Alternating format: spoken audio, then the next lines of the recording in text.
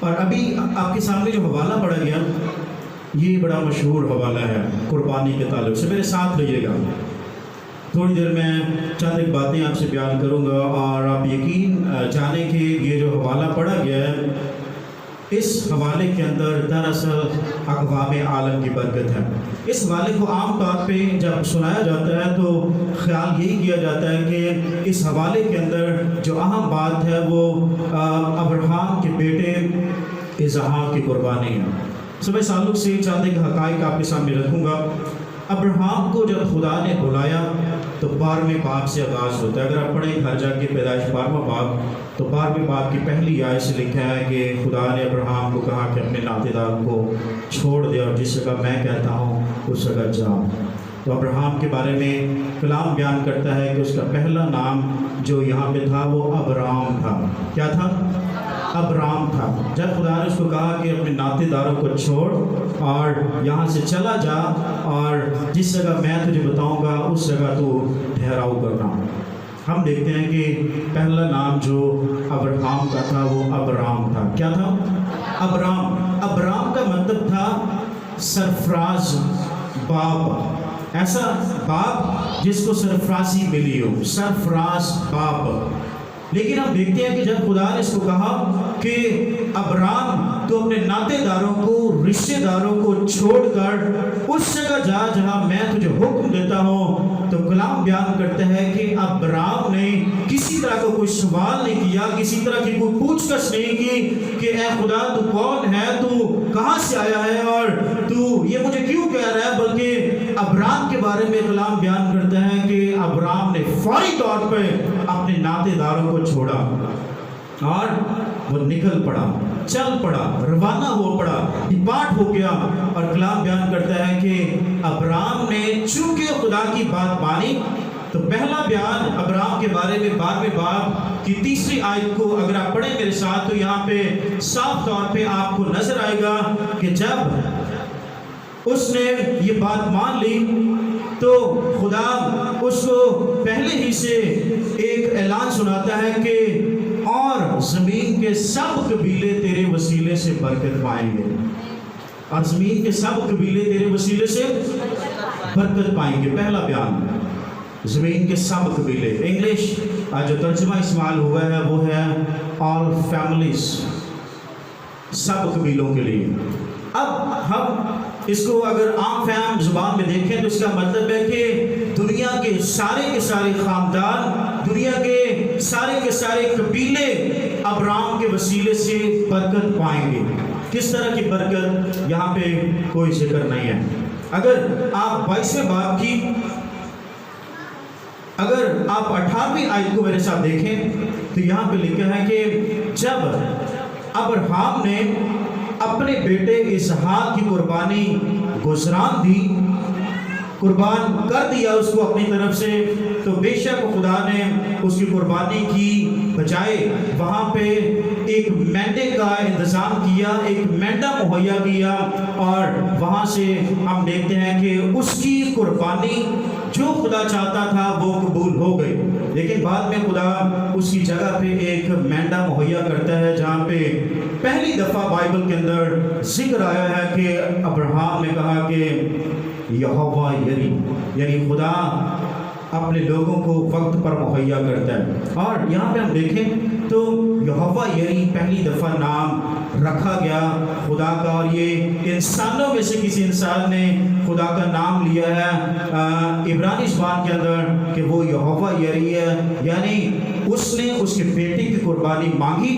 لیکن جب اس کے دل پر خدا نے نگاہ کی کہ یہ تو 100% اپنے بیٹے کو قربان کرنے کے لیے تیار ہے اور یہ تو پوری طور پہ اپنے بیٹے پر اب چھری چلانے کو ہے، تو فوری طور پہ آسمان سے فرشتہ یعنی خداوند یعنی یسوع نے آواز دی کہ اے ابراہیم اپنے بیٹے پر چھری نہ چلا، کیونکہ میں جان گیا کہ تو خدا سے ڈرتا ہے اور تو اپنے بیٹے کو بھی جو تیرا اکلوتا ہے اور جس سے تو بہت پیار کرتا ہے، جو 99 برس کی عمر میں تجھے मुयस्सर हुआ और तू अपने इकलौते बेटे को खुदा के प्यार के सामने इसको तूने नाचीज जाना और इसको तूने कुर्बान कर दिया एक तरफ से, लेकिन अपने हाथ को रोक। और वहां पे लिखा है कि फौरी तौर पे एक मेंढा यानी भेड़ का बच्चा मुहैया किया गया। और आप देखते हैं कि जो ही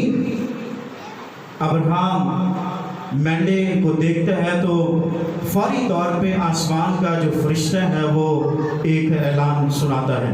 और ऐलान क्या है, यहाँ पे एक लंबा हवाला आपके सामने पढ़ा गया कि चूंकि तूने ये काम किया कि अपने बेटे को भी जो तेरा इकलौता बेटा है दरेग ना रखा, इसलिए मैंने अपनी जात की कसम खाई है। खुदा चूंकि सबसे बड़ा है, उससे बड़ा कोई नहीं है, इसलिए खुदा किसी और की कसम नहीं खाता। पुराने हद के अंदर लोग कसमें खाते थे, और लोग किसकी कसम खाते थे? लोग अपने से बड़ों की कसम खाते थे, छोटों की नहीं। लेकिन यहाँ पे हम देखते हैं कि खुदा किसी और की कसम नहीं खाता। खुदा बात को पक्का करने के लिए वो अपनी ही जात की कसम खाता है, जिसका मतलब यह है कि खुदा से बड़ा कोई और नहीं है। हालेलुया। खुदा इसलिए अपनी जात की कसम खाता है क्योंकि खुदा को अपने से बड़ा कोई नहीं, बल्कि उसको अपने से छोटे नजर आते हैं, और छोटों की कसम नहीं खाई जाती। लोग अपने सर की कसम खाते हैं क्योंकि ये सबसे ऊपर है। लोग अपने दादा परदादा की कसम खाते हैं क्योंकि वो उनके बड़े हैं, और कसम इसलिए खाई जाती है गवाही के तौर पे, ताकि गवाह हो कोई कि बड़ा कोई था और मैंने कसम खाई, बात पक्की हो, ताकि कोई बात से मुकरे ना। और यहाँ पे हम देखते हैं कि खुदा अपनी जात की कसम खाकर एक वादा करता है। क्या वादा किया जाता है? ये वादा इसहाक से नहीं किया गया, अब्राहम से किया गया, जो ईमान लाया और पहली दफा उसने अपने वतन को छोड़ा तो खुदा ने उसको कहा कि तेरे वसीले दुनिया के सारे खानदान बरकत पाएंगे। जब उसने दूसरी दफा खुदा के कहने पे अपने बेटे को कुर्बान किया तो हम देखते हैं कि पहली दफा खुदा ने कहा चल तो वो चल पड़ा, दूसरी दफा खुदा ने कहा कि अपने बेटे को कुर्बान करने के लिए कोहे मूरिया के पहाड़ पर जा, तो वो फिर चल पड़ा। और उसे जब कुर्बान करना चाहा तो हम देखते हैं कि खुदा ने उसका वाज लिखे, चूंकि तूने ये काम किया इसलिए मैं तुझे बरकत पर बरकत दूंगा। अब्राहम से वादा, तेरी नस्ल को बढ़ाते बढ़ाते आसमान के तारों और समंदर के किनारे की रेत की मानिंद कर दूंगा, और तेरी औलाद अपने दुश्मनों की फाटक की मालिक होगी, और तेरी नस्ल के वसीले से जमीन की सब कौमें क्या करेंगी? बरकत पाएंगी। यहाँ पे खुदा जिस बरकत का वादा अब्राहम से करता है वो उसके नाम से वाज़े है। अब्राहम का मतलब सरफराज बाप, लेकिन जब खुदा ने उसका इसे चंद चैप्टर्स पीछे देखें तो खुदा ने उसका नाम बदला, तो अब्राहम का मतलब क्या हुआ? हजूम का बाप। अब्राहम का मतलब क्या हुआ? ईमानदारों का बाप। ये खुदा पर ईमान लाया, और जितने खुदा पर अब्राहम के वसीले ईमान लाएंगे वो भी अब्राहम के फर्जंद कहलाएंगे। यानी कि अक़वाम आलम में से कोई भी अगर खुदा पर ईमान लाता है तो वो दरअसल एक तरह से रूहानी तौर पे अब्राहम का फर्जंद, बेटा और बेटी बन जाता है। और याद रहे कि इसीलिए अब्राम से अब्राहम नाम रखा गया, और अब्राहम का मतलब है ईमानदारों का बाप। लेकिन ये थोड़ी महदूद है तशरीह इसकी, या इसका मतलब, इसका दरअसल मतलब है कौमों का बाप। लेकिन ये तीनों ही ठीक है, हजूम का बाप और ईमानदारों का बाप और फिर कौमों का बाप। आज कोई भी अगर खुदा पे ईमान लाता है तो वो अब्राहम का फर्जंद बनता है। लेकिन हम देखते हैं कि अब्राहम खुदा पे ईमान लाया और उसको बरकत क्या दी गई? दूसरी दफा फिर खुदा इसको दोहराता है कि तेरी नस्ल के वसीले से जमीन की सब कौमें बरकत पाएंगी। यहाँ पे हम देखते हैं कि जिस शख्स को लेकर के ये अपनी समझ बैठा कि ये मेरी नस्ल कहलाएगी, और इसी नस्ल का जो वादा था वो इसहाक से था, ना कि इस्माइल से जो इसका पहले लौटी से बेटा था। हम देखते हैं कि उसको तो इसकी अपनी बीवी सारा ने घर से निकाल दिया क्योंकि वो वादे का फर्जंद नहीं था। लेकिन जब वादे का फर्जंद पैदा होता है और गालिबन उसकी 15, 16, 17 साल उम्र है और उसकी कुर्बानी का مطالبہ کیا جاتا ہے اور قربانی جب یہ دے چکتا ہے خدا اس کو قبول کر چکتا ہے اور اسی جگہ مینڈا مہیا کیا جاتا ہے تو یہاں پہ ہم دیکھتے ہیں کہ خدا اس کی نسل کے وسیلے سے یعنی غور فرمائیے گا جس شخص کی خدا قربانی مانگتا ہے اور اس شخص کی قربانی قبول کرنے کے بعد مینڈا مہیا کرنے کے بعد خدا اسی کی نسل میں سے قوموں کو برکت دینے کا وعدہ کرتا ہے.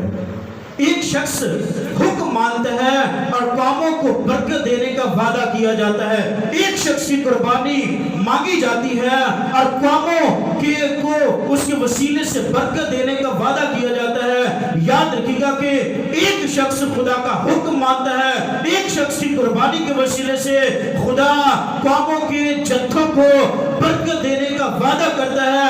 اور یہاں پہ یہ اصول مرتب ہوتا ہے کہ ایک انسان کے ایمان, ایک انسان کے حکم ماننے کے وسیلے سے خدا پوری قوموں کو برکت دینے کا وعدہ کرتا ہے. اور یہاں سے ہم پیچھے جائیں تو ایک شخص کے نافرمان ہونے سے پوری دنیا گناہ میں پڑتی ہے. اور یہاں پہ ہم دیکھتے ہیں کہ ایک شخص کے حکم ماننے سے کیا ہوا کہ خدا پوری قوموں کو برکت دینے کا وعدہ کرتا ہے.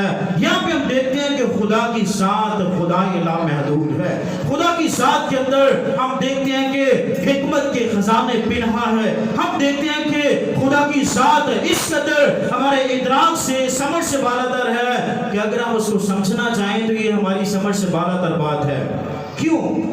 کیونکہ خدا ایک شخص کی قربانی مانگنے کے وسیلے اسی کی نسل کو جس کو قربان ہونا تھا اسی قربانی کے وسیلے خدا قوموں کو برکت دینے کا وعدہ کرتا ہے.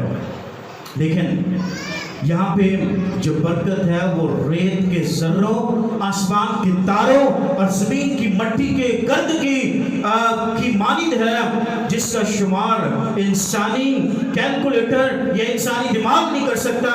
اور ہم دیکھتے ہیں کہ اس کا بیٹا تو ایک ہی ہے, اس کے بعد بھی بچے پیدا ہوئے لیکن کتنے بچے پیدا ہوئے؟ چند ایک. لیکن ہم دیکھتے ہیں کہ یہاں پہ وعدہ تو آسمان کے تاروں کے شمار کے مطابق ہے جس کو کوئی سائنس بہت بڑے بڑے کام کر چکی ہے, لیکن مٹی کے ذروں کو گننے کی طاقت اور سائنس ان کے اندر موجود نہیں ہے. آسمان کے تاروں کو گننے کی سخت آج کی سائنس کے اندر بھی نہیں ہے اور یہ بالکل ناممکن بات ہے آئندہ زمانوں تک بھی کہ کوئی آسمانی تاروں کو گن سکے. اور یہاں پہ برکت انگنت ہے.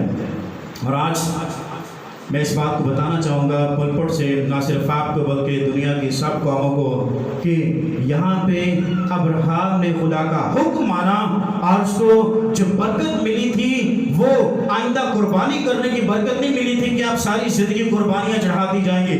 آج کے زمانے میں اگر ہم دیکھیں کہ اسی قربانی کی نقل کرتے ہوئے ہم دیکھتے ہیں کہ بہت سارے مذاہب نے بھی اسی ابراہیمی یاد میں قربانی کرنا شروع کر دی ہے اور انہوں نے بھی 8 سے 8 دراز پہلے اسی کو فالو کرتے ہوئے انہوں نے قربانی کا نظام شروع کر دیا ہے. لیکن یہاں پہ جو قربانی ہوئی تھی وہ امتحانی قسم کی جو ہے وہ قربانی تھی. یہاں پہ جو سیاق وقت بتاتے ہیں پس منظر ہے, یہاں پہ جو حالات ہیں خدا اس کو چیک کرنا چاہ رہا تھا کہ آیا کہ یہ ابراہیم جس کو بیٹا تو میں نہیں دیا لیکن لگ رہا ہے کہ یہ آج کل میری نسبت یہ اپنے بیٹے سے زیادہ پیار کرتا ہے, اس کی فکر کرتا ہے کیونکہ اس سے اس کی نسل چلنے والی ہے. اور شاید یہ بھول چکا ہے کہ اس کو جس عمر کے اندر میں نے اولاد دی ہے کوئی سوچ بھی نہیں سکتا اور کوئی اس کا خیال بھی نہیں کر سکتا کہ 100 سال کے بھٹے سے اور 90 سال کی بڑھیا سے اولاد پیدا ہو سکتی ہے. لیکن آج شاید اس کا پیار میری نسبت اپنے بیٹے سے زیادہ ہو گیا ہے. شاید ایسا خدا کو لگا ہو اور ایسا لکھا نہیں ہوگا, لیکن ہمیں تھوڑا پڑھنے سے پتہ چلتا ہے کہ لگتا یوں ہے کہ جیسے خدا کو لگا کہ اس کو اب اپنے بچے سے زیادہ پیار ہونا شروع ہو گیا. تو خدا نے کہا کہ پھر اپنے اسی بچے کی قربانی دے جو تجھے آخری عمر کے اندر میں نے عطا کیا, 100 سال کی عمر میں, 90 سال کی عمر میں.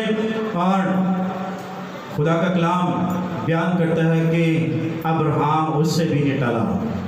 اسی لیے اسے قوموں کا باپ کہا گیا. اسی لیے عبرانیوں کا خط بیان کرتا ہے کہ چونکہ ابراہیم ایمان لایا اور اس کے ایمان کو اس کے لیے راست بازی گنا گیا, اس کے لیے رائچسنس گنا گیا, اور چونکہ ابراہیم ایمان لایا وہ ایک انجان شہر کی طرف, ملک کی طرف چل پڑا, اور اس نے اپنے بیٹے کو بھی قربان کرنے سے گریز نہ کیا, جس کے بعد شاید اس کی کوئی اور امید نہیں ہے. اسماعیل لونڈی کا بیٹا گھر سے نکالا جا چکا ہے, صرف ایک ہی امید اس کے پاس باقی ہے, اسحاق, جس کا مطلب ہے خوشی, مسرت, اور جس کا مطلب ہے ہنسی. اور اس کی پیدائش سے بالکل تھوڑی دیر پہلے ابراہیم نے مذاق اڑایا, سارہ نے مذاق اڑایا اور تنزیہ ہنسے, لیکن بعد میں جب پیدا ہوا تو وہ حقیقی ہنسے.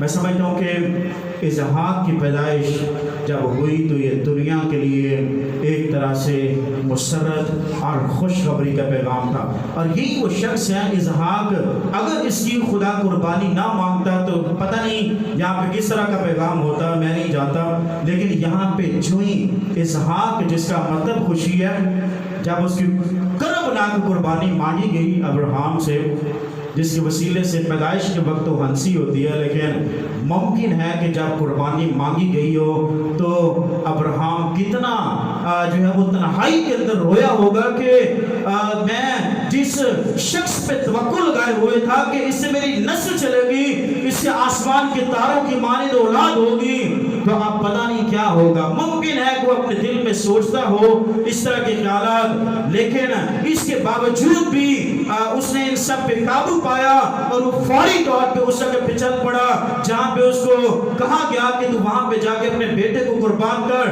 دراصل میرے عزیزو, اس نے قربانی دینی تھی اور اعلان کیا جانا تھا کہ چونکہ تو نے اپنے بیٹے کو قربان کرنے سے گریز نہ کیا, اس لیے یاد رکھ ابراہیم کہ پہلی بات کہ تو نے اپنے ملک کو چھوڑا, اور دوسری بات جو تجھے بڑھاپے کی اولاد دی گئی تو اس کو قربان کرنے سے باز نہ آیا. دیکھ اب میں اسی کے وسیلے سے, اسحاق کے وسیلے سے قوموں کے جتھے پیدا کروں گا, اور اسی کے وسیلے سے میں قوموں کو برکت دوں گا. اور یاد رکھیے گا کہ یہ برکت کا وعدہ کیا گیا, لیکن اس کے وسیلے سے ہم دیکھتے ہیں اسحاق کا بیٹا یعقوب پیدا ہوتا ہے, جس کا مطلب ہے ایڑی پکڑنے والا, اور کچھ لوگ اس کو کہتے ہیں دھوکے باز. آپ اس کا کچھ بھی مطلب لیں, لیکن بعد میں اس کا نام بدل دیا گیا اور اس کا نام رکھا گیا اسرائیل, جس کا مطلب ہے شہزادہ. اور یاد رکھیے گا ابراہیم کا مطلب ہے قوموں کا باپ, یعنی قوموں کو مہیا کرنے والا, یعنی کہ قوموں کو چیزیں دینے والا. یاد رکھیے گا ابراہیم کا بیٹا اسحاق پیدا ہوتا ہے تو اس کے وسیلے وعدہ کیا گیا کہ تیرے وسیلے دنیا کی سب قومیں برکت پائیں گی, مطلب ہے ہنسیں گی, خوشی منائیں گی, مسرت پائیں گی. اور اس کا درست مطلب یہ ہے کہ اسحاق کے وسیلے سے لوگ خوشخبری سنیں گے. اور خوشخبری کیسی؟ انجیل کی خوشخبری. مطلب اس کا یہی ہے. آگے اس کا بیٹا یعقوب آتا ہے, یعقوب کا نام تبدیل کیا جاتا ہے اور اس کا نام اسرائیل رکھا جاتا ہے. مطلب یہ شہزادہ, شہزادہ بہت ساری قوموں کو پالتا ہے. جہاں پہ غربت, افلاس آ جائے, جہاں پہ سیلاب آ جائے, مصیبت آ جائے, تو ہمیشہ کن لوگوں کی نظر ہوئی؟ آپ سب جانتے ہیں 18ویں صدی کے اندر برطانیہ کے شہزادوں نے اس خطے کے اندر اسکول بنائے, کالجز بنائے, بہت ساری یونیورسٹیز بنائی. شہزادے لوگوں کو پالتے ہیں. شہزادے کے 12 بچے پیدا ہوتے ہیں. 12 بچوں میں سے یہودا بھی ایک ہے, اور یہودا کے قبیلے سے پھر یہودا کے شیر ببر کے پیدا ہونے کا وعدہ کیا جاتا ہے, یعنی کہ خداوند یسوع مسیح. اور یاد رکھیے گا کہ بالآخر متی بیان کرتا ہے کہ ابراہیم سے اس کے سارے نسب نامے کو بیان کرتا ہے. اگر آپ متی کے انجیل اس کے پہلے باب کو اگر آپ نسب نامے کے طور پہ پڑھیں تو یہاں پہ لکھا ہے دوسری آیت کے اندر, بلکہ میں شروع سے پڑھوں گا کہ یسوع مسیح ابن داؤد ابن ابراہیم کا نسب نامہ. آغاز یسوع مسیح اور ابراہیم سے ہوتا ہے, اور دوسری آیت سے لکھا ہے کہ ابراہیم سے اسحاق پیدا ہوا, اور اسحاق سے یعقوب اور آگے لسٹ لمبی اور ابراہیم سے شروع کر کے اختتام کہاں پہ ہوتا ہے؟ اگر آپ 16ویں آیت پڑھیں تو وہاں پہ لکھا ہے کہ یعقوب سے یوسف اور پھر اس سے یسوع پیدا ہوا. ہاللیلویا. ابراہیم سے شروع ہوتا ہے نسب نامہ، یسوع پہ اختتام ہوتا ہے. مطلب یہ کہ جس بات کا، جس وعدے کا اس کے ساتھ عہد کیا گیا ابراہیم کے ساتھ، اس کے بیٹے اسحاق کے ساتھ، پھر یعقوب کے ساتھ، پھر یہودا کے ساتھ، پھر داؤد کے ساتھ، سلیمان کے ساتھ، بالآخر متی صدیوں بعد اس بات کو اپنی انجیل کے اندر رقم کرتا ہے کہ ابراہیم سے اسحاق پیدا ہوا، اسحاق سے یعقوب پیدا ہوا اور یعقوب سے یسوع پیدا ہوا. اور پھر اس بات کی تکمیل ہوئی کہ اے ابراہیم، چونکہ تو نے اپنے بیٹے اسحاق کی قربانی کی، اس لیے میں تیرے وسیلے سے قوموں کو برکت دوں گا، قوموں کے قبیلوں کو برکت دوں گا، اور دنیا کی ساری قومیں تیرے وسیلے سے برکت پائیں گی. پہلے قبیلے کہا گیا، پھر قومیں کہا گیا. ہم دیکھتے ہیں کہ یسوع مسیح کے بارے میں متی ہی نے تقریباً اس واقعے کے 2000 برس بعد ہم دیکھتے ہیں کہ متی نے اپنے آخری باب یعنی 28ویں باب کی 18ویں آیت کے اندر اس بات کو بیان کیا کہ بس تم جا کر سب قوموں کو شاگرد بناؤ اور ان کو باپ اور بیٹے اور روح القدس کے نام سے بپتسمہ دو. ہم نے دیکھا کہ بہت دفعہ شاگردوں نے تو غیر قوم کو انجیل سنائی. ہم نے دیکھا کہ بہت دفعہ بہت سارے مشنریز ہیں، اور یہاں پہ ملک پاکستان اور برے صغیر پاک و ہند کے اندر ایک پریسبیٹیرین مشنری جس کا نام جان ہائٹ تھا، اس نے یہاں پہ ہمارے خطے کے اندر سیالکوٹ کنونشن کا آغاز کیا. اس نے تقریباً 30 دن اس نے بلا ناگا اس نے دعا کی، اور اس کے بعد ایک بڑی بیداری ہمارے خطے کے اندر آئی، اور ہم نے دیکھا کہ ہم اسی کا بچا پوچھا ہے. لیکن ہم نے دیکھا کہ اس کے بعد ان مشنریز لوگوں نے تو کام کیا، لیکن ہم لوگوں نے صرف چرچ بلڈنگز بنائی، بڑے بڑے کیتھیڈرلز بنائے اور بڑی بڑی عمارتیں بنائی، بڑے بڑے سکولز بنائے. لیکن جس بات کا ہمارے خداوند نے حکم دیا اور جس بات کے بارے میں ابراہیم سے وعدہ کیا گیا کہ تیرے وسیلے دنیا کی سب قومیں، سب قبیلے، سب خاندان برکت پائیں گے، تو کیا یہ برکت ایویں مل جانی تھی؟ کیا یہ برکت ہوا میں لوگوں کو ملنی تھی؟ کیا یہ برکت بالکل اسی طور سے لوگوں کو ملنی تھی؟ ہرگز نہیں. ابراہیم کی نسلیں پیدا ہوئی.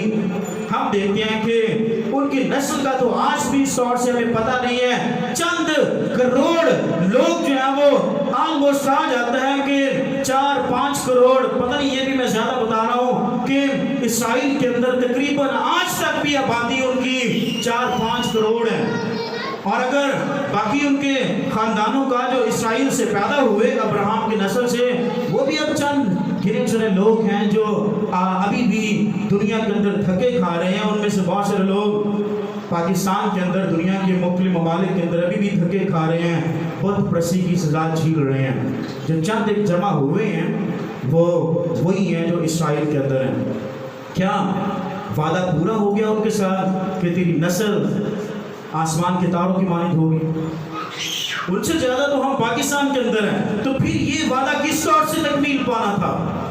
یاد رکھیے گا، جتنے بھی میری آواز کو آن لائن یا آف لائن سن رہے ہیں، یاد رکھیے گا اس بات کو کہ دراصل یہ جو وعدہ کیا گیا تھا ابراہیم کی، آج قربانی کو تو لوگ مناتے ہیں، آج اسحاق کی عید الاضحیٰ کو تو منایا جا رہا ہے، لیکن سب اقوام عالم اس بات کو سن لیجئے کہ دراصل یہ وعدہ جو تھا، یہ وعدے کی تکمیل دراصل جسمانی نہ تھی، بلکہ اس کا وعدہ یسوع مسیح کے ساتھ تھا. ایک شخص آئے گا جس پر لوگ ایمان رکھیں گے.